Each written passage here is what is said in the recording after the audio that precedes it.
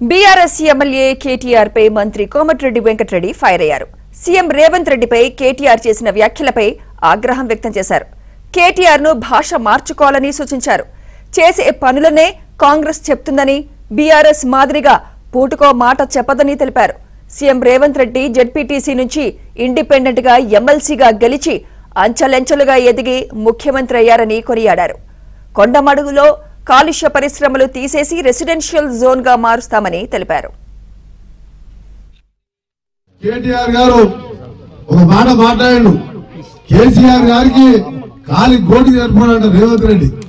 కాలికి గోటికి సరిపోయి రేవంతే కదా నేను మట్టి పెట్టి ఫామ్ హౌస్ లో పండబెట్టిన రేవంత్ రెడ్డి అది మర్చిపోయినా కేటీఆర్.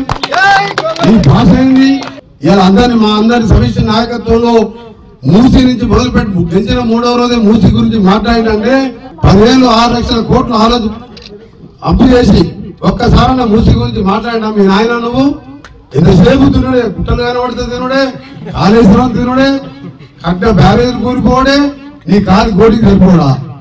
నువ్వు రేవంత్ రెడ్డి చిటికాడు వేలికి కూడా సరిపోవు. నువ్వు రేవంత్ కేటీఆర్ జాగ్రత్తగా కూర్చొని మాట్లాడాలి. ఒక ముఖ్యమంత్రి పదవిలో ఉన్నప్పుడు ఆ పదవిని గౌరవించాలి, కానీ భాష మార్చుకో.